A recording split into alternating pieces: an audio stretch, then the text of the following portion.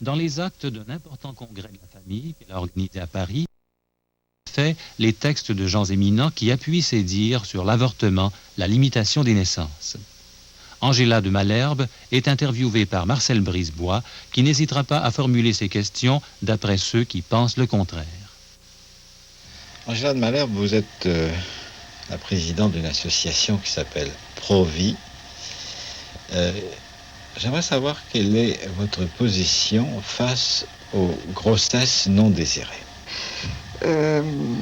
Peut-être qu'il y a justement beaucoup de grossesses non désirées à l'heure actuelle parce qu'il y a une très grande promiscuité entre les jeunes. Et une des raisons pour laquelle cette grande promiscuité existe, c'est à cause du fait que les méthodes de contraception sont rentrées sur le marché depuis au moins une vingtaine d'années. L'enfant devient une gêne parce que on imagine que l'enfant empêche de prendre du temps pour soi, que la mère doit pouvoir choisir d'avoir un enfant quand elle veut et comme elle veut. Et je crois que c'est une très très grande erreur. Si beaucoup de femmes savaient ce que la contraception fait dans leur corps et dans leur psychologie, elles n'y toucheraient pas. D'ailleurs, regardons un petit peu la pilule. La pilule, on le sait maintenant, amène avec elle énormément de contre-indications.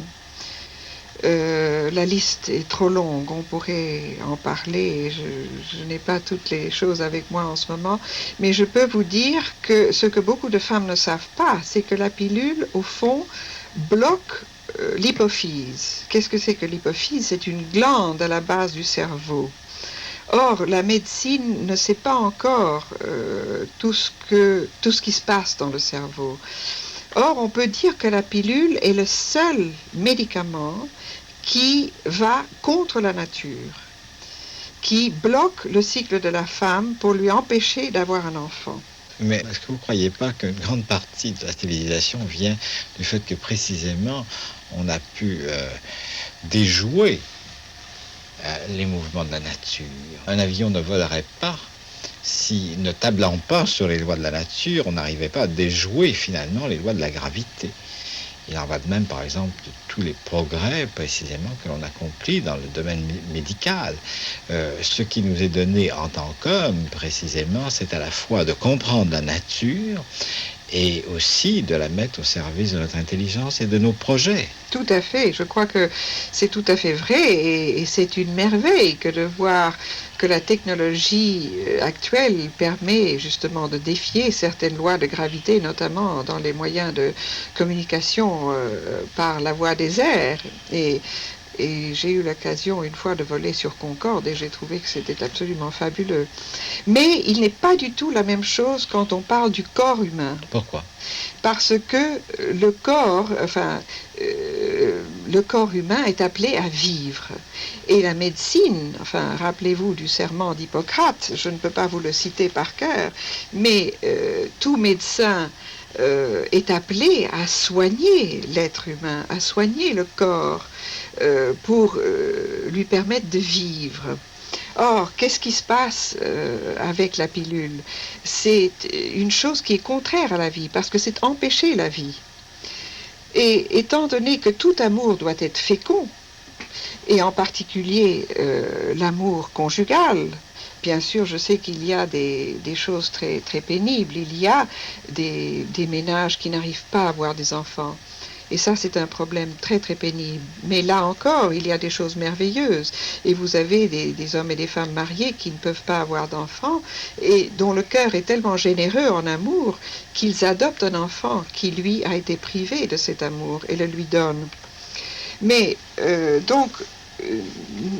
dans le congrès que nous avons organisé, nous avons donné une journée entière à parler des méthodes naturelles de régulation de naissance. Je crois que personne n'est appelé à mettre au monde une quantité d'enfants un peu comme... Donc vous ne défendez pas l'idée de la vie à tout prix et n'importe Absolument comment pas. Je suis pour ce que j'appellerais la paternité responsable. C'est-à-dire un homme et une femme s'aiment, ils se marient, et c'est à eux-mêmes de décider dans leur conscience. C'est leur liberté le plus fondamentale de savoir combien d'enfants ils veulent mettre au monde, combien d'enfants ils désirent mettre au monde et combien d'enfants ils peuvent éduquer. Mais là, vous savez, quand un homme et une femme s'aiment vraiment, en général, ils ne se posent pas, ils ne mesurent pas. Ils ne mesurent Mais enfin, pas. on a des ressources, on a un salaire, on a des moyens. Par exemple, on dispose, surtout dans les cités nord-américaines, d'appartements qui sont relativement réduits, où très souvent on a à peine à se loger soi-même. Oui. On n'a pas l'espace vital. Alors donc, il y a des contraintes Je crois que ce n'est pas une raison. Ça me paraît toujours une chose terriblement paradoxale de voir nos pays riches où les gens sont capables de s'acheter beaucoup de gadgets, de partir pour les sports d'hiver, de partir dans les pays chauds au moment de l'hiver, et qui souvent se privent d'un enfant en disant « mais si nous avons des enfants, nous ne pourrons pas faire ces choses-là ». Et c'est au nom de la qualité de la vie à ce moment-là. Mais vous croyez franchement que partir au sport d'hiver, ça apporte plus qu'un enfant? Je crois qu'on pourrait se poser des tas de questions là-dessus. En tous les cas, il y a une chose que je sais, que j'ai appris. Beaucoup de gens pensent que la contraception évite l'avortement. Or, il y a des statistiques qui prouvent que dans les pays, ça s'est fait au Japon, ça s'est fait dans les pays scandinaves et même maintenant dans d'autres pays, et ça a été prouvé que là où on fait des campagnes massives pour promouvoir la contraception, il y a un effet d'escalade. Et quand la contraception ne marche pas, c'est l'avortement. Et on pourrait dire que puisqu'on accepte l'avortement dans beaucoup de pays riches, hélas, eh bien, nous pouvons dire qu'à ce moment-là, nous sommes tous des avortés. Parce que si on tue la vie conçue dans le corps de la femme, si on tue ce petit être dont la science a maintenant prouvé qu'il vit depuis le moment de la conception, eh bien, nous sommes tous des avortés. Parce que le jour de demain où on jugera que vous et moi, nous ne sommes plus utiles, entre guillemets, à la société, qui est-ce qui empêcherait quelqu'un de nous donner une piqûre et nous envoyer au-delà? Vous voyez, je crois que si on parle du respect de la vie, on ne peut pas avoir deux poids, deux mesures. On le respecte depuis le moment de la conception, jusqu'à la mort naturelle. Ça a été prouvé aussi que la contraception mène à l'avortement et l'étape suivante, c'est l'euthanasie. Mais est-ce que vous voulez dire par là que la conception, l'avortement serait un moyen de contraception parmi d'autres et pas plus grave qu'un autre? Je suis sûre que l'un mène à l'autre. Et j'ai grand peur que l'avortement est utilisé comme un moyen de contraception dans certains cas. Et ce qui est très pénible, j'ai eu le cas autour de moi il y a à peine 10 jours. Je connais une jeune fille qui fait des études avec ma fille, dont la sœur de 18 ans était enceinte. Eh bien, sa sœur aînée, que je connais, a téléphoné à la maison en disant « Madame de Malherbe, est-ce que vous ne pouvez pas faire quelque chose? Ma petite sœur de 18 ans est enceinte et ma famille voudrait qu'elle se fasse avorter. » Or, c'est une famille qui a tous les moyens nécessaires, mais la famille n'était pas d'accord avec le jeune homme, etc. Bon.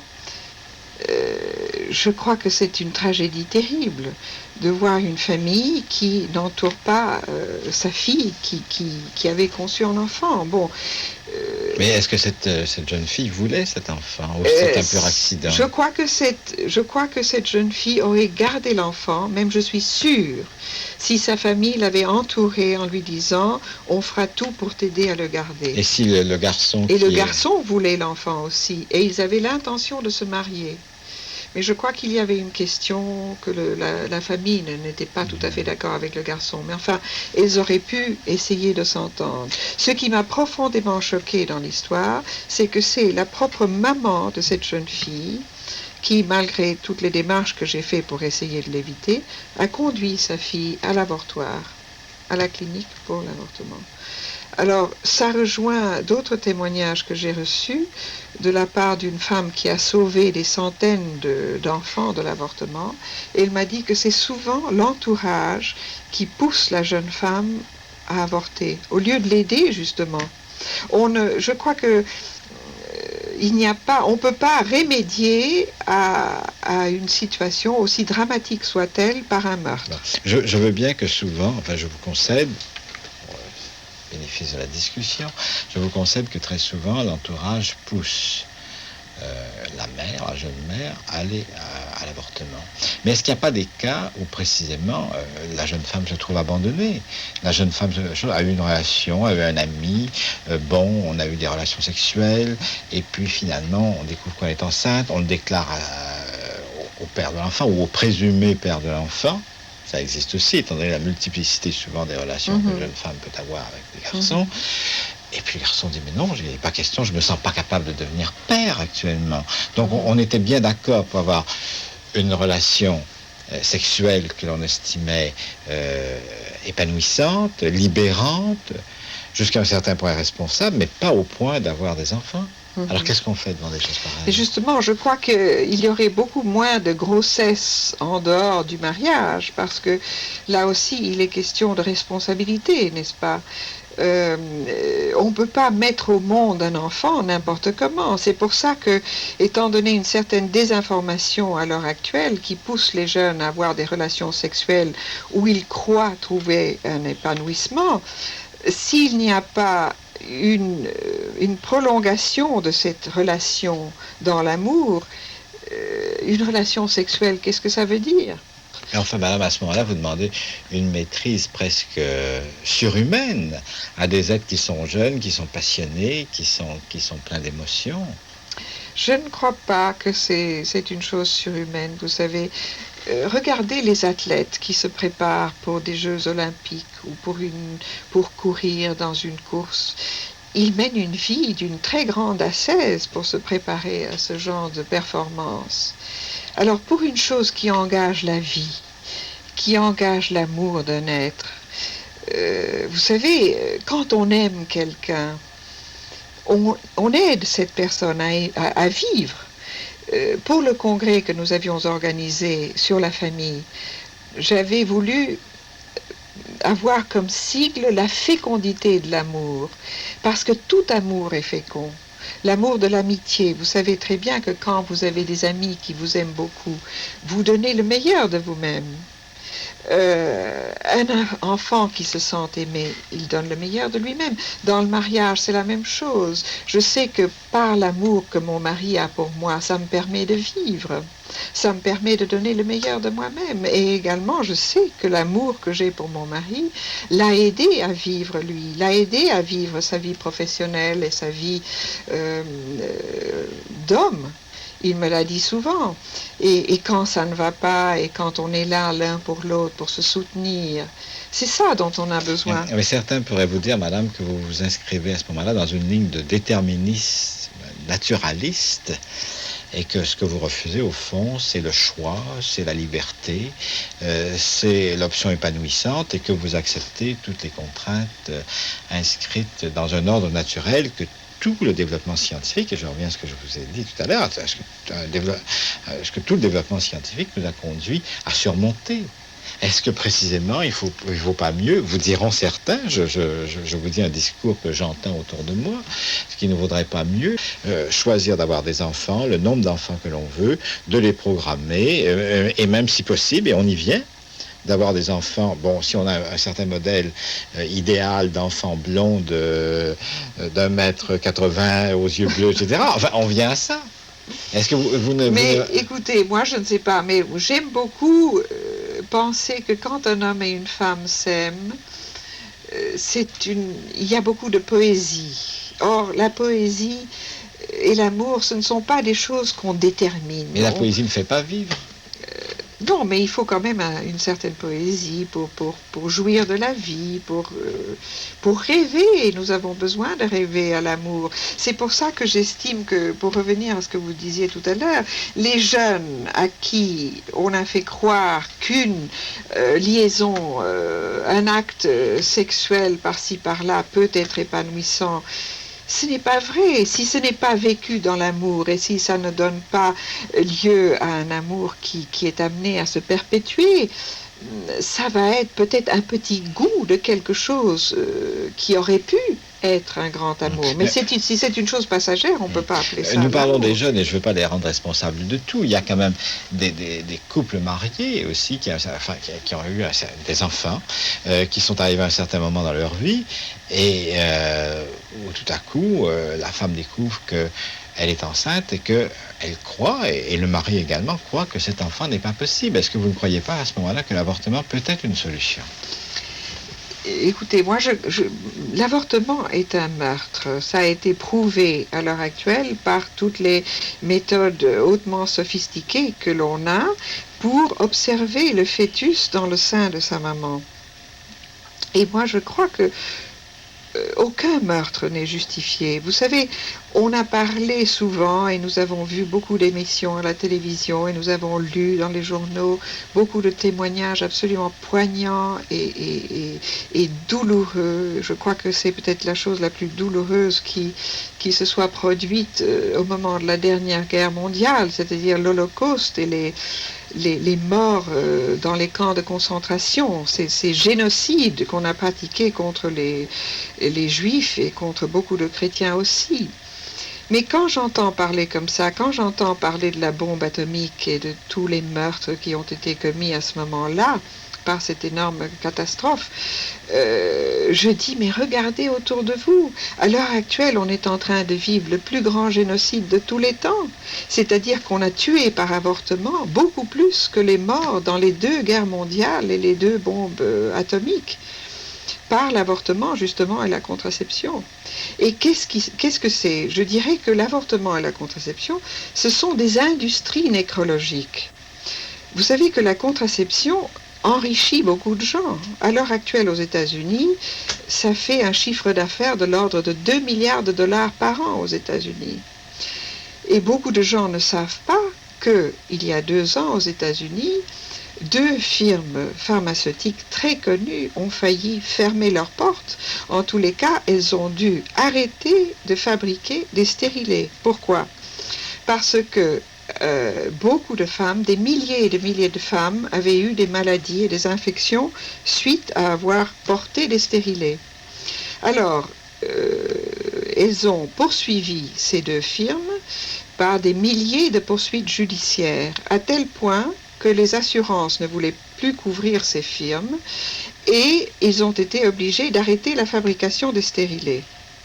Bon, ça a arrêté la fabrication, mais il y avait des stocks qui restaient. Alors, ce qui n'était plus bon pour les femmes américaines, on l'a envoyé dans les pays en voie de développement pour les imposer à des femmes en Afrique ou en Asie. Moi, je trouve ça absolument épouvantable d'imposer une telle attitude impérialiste par voie de la contraception. Moi, je trouve ça absolument aberrant. On parle de la liberté, mais quelle horreur! Alors, vous voyez, donc, la contraception est une industrie. Et je vous dirais qu'à l'heure actuelle, il y a des méthodes naturelles de régulation de naissance qui ne coûtent de l'argent à personne et qui sont aussi efficaces que la pilule. Ça a été prouvé. Je parle par exemple de la méthode de l'ovulation qui a été mise au point par les docteurs Billings en Australie. Ces médecins enseignent cette méthode dans plus de 100 pays à l'heure actuelle. Et en 1979, l'Organisation mondiale de la santé a mis au point une étude multinationale sur 5 pays. Au bout de 5 ans, ils ont pu déclarer que cette méthode dite de l'ovulation, qui permet à la femme de reconnaître exactement quand elle est féconde et quand elle ne l'est pas, eh bien, cette méthode est à 98% efficace, c'est-à-dire à égalité avec la pilule, mais avec l'avantage de n'avoir aucune contre-indication physiologique ni psychologique, d'être acceptable par toutes les confessions et toutes les cultures, et avec le grand avantage de donner un beaucoup plus grand épanouissement affectif et sexuel au couple. Est-ce que certains ne vous diraient pas, ne vous répliqueraient pas, que une telle méthode réduit la femme à être un objet médical, d'une part, et d'autre part, n'est-ce pas, qu'une telle méthode nie ce qui est quand même important dans l'amour, la passion, l'élan. Je dirais que la femme devient un objet tout à fait quand il est question de contraception. Parce que à ce moment-là, il n'y a plus, ça réduit la poésie dans l'amour. C'est-à-dire que l'homme, comme je disais tout à l'heure, accepte que cette femme ampute quelque chose en elle, qu'elle bloque son cycle. Donc, ça tue quelque chose dans l'amour. Parce que quand on aime, on doit pouvoir aimer la personne tout entière, avec tout ce qu'elle a de biologique et d'intellectuel, etc. Alors, ceux qui, par contre, ne gênent aucunement la poésie et la passion, ce sont les méthodes naturelles. Parce que ça respecte la nature. Bien sûr, si un couple doit espacer les naissances pour raison de maladie ou d'impossibilité temporaire de fatigue de la femme, donc elle doit remettre sa grossesse à plus tard, ou même pour des questions de manque de logement, ou que sais-je, il y a toutes sortes de raisons. Eh bien, là, si le couple doit espacer les naissances, il faut justement réserver les actes conjugaux et sexuels pour le moment du cycle qui est stérile, pour le moment stérile du cycle. Donc, ce n'est pas aller contre la vie, vous voyez. Et ce moment de chasteté dans le mariage n'est pas une chose à vivre de manière négative. C'est en quelque sorte une manière de revivre les fiançailles, parce que dans ces moments où on accepte de ne pas avoir des actes sexuels, on dit son amour autrement, on s'aime autrement, c'est-à-dire par des gestes, par des paroles, on trouve d'autres moyens de se dire son amour. Et alors, je dirais encore que cela donne une très grande fraîcheur à l'acte sexuel. Vous savez que la pilule et tout ça, à force de pouvoir se dire, bon, on peut s'unir quand on veut, est-ce que ça ne peut pas donner une certaine routine à cet acte tellement beau, tellement magnifique qui permet à l'homme et à la femme de s'unir totalement ? Vous voyez, je crois qu'il faut rejeter tout un tas de désinformation sur ces choses-là. Et si je vous parle, comme je vous parle de ces méthodes naturelles, c'est parce que j'ai parlé avec beaucoup de gens qui l'enseignent, non seulement dans les pays riches, mais aussi dans les pays en voie de développement. Et tous m'ont dit, nous connaissions des couples qui n'étaient même pas mariés et qui ont découvert la beauté de ces méthodes naturelles pour réguler les naissances dans leur famille. Ils sont allés se marier par la suite. Pourquoi ? Parce qu'ils ont trouvé une très grande unité grâce à ces méthodes. Est-ce que vous ne croyez pas que ce discours ne peut être entendu que par des personnes qui ont une éducation supérieure ou tout au moins des aptitudes intellectuelles ou volontaires qui sont hors du commun? C'est une excellente question. C'est d'ailleurs la question que je me suis posée moi-même quand j'ai rencontré certains médecins qui prônaient ces méthodes naturelles. Et j'ai découvert depuis que ce n'est pas du tout le cas. Au contraire, souvent les personnes, soi-disant très civilisées, très intellectuellement développées, sont très loin des rythmes de leur corps. alors que les personnes dans les pays en voie de développement qui sont plus près de la nature acceptent beaucoup plus de vivre en harmonie avec leur cycle. Enfin, les femmes dans ces pays-là acceptent tout à fait les différents moments de leur cycle parce qu'elles sont beaucoup plus en harmonie avec la nature. Alors je dirais qu'il faudrait que nous autres qui habitons les pays plus riches, mais peut-être plus comment dirais-je, conditionnés par la technologie, nous retrouvions le rythme du corps humain. Vous voyez, j'ai eu l'occasion de parler autour de moi à des jeunes. J'ai enseigné ces méthodes naturelles à mes 2 filles. J'en ai une qui est mariée et une qui est fiancée. Eh bien, toutes les 2 sont ravies parce qu'elles ont découvert leur corps.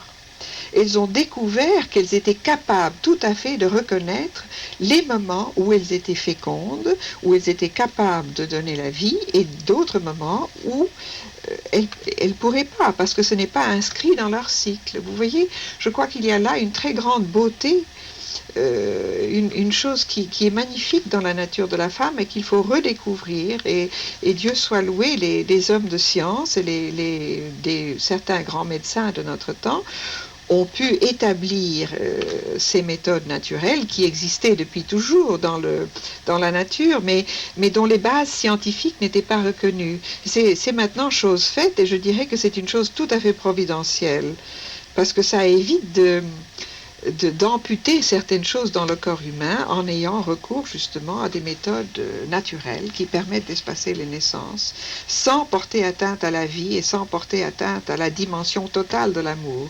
Angela de Malherbe, je vous remercie. Rappelons que les actes du 9e congrès de la famille, organisé par Madame de Malherbe, ont été publiés chez Fayard. Quant à la méthode Billings sur le contrôle naturel de la fécondité, ce livre est paru chez Mediapol, ou les éditions Pauline. On pourra lire Maternité sans frontières du professeur Jérôme Lejeune et de Geneviève Pouliot, qui est responsable en France de SOS Future Mère. Ce livre est paru chez VAL en 86. On pourra enfin consulter l'intéressant numéro de la revue québécoise RND, consacré à l'avortement, et paru au cours de l'été 88.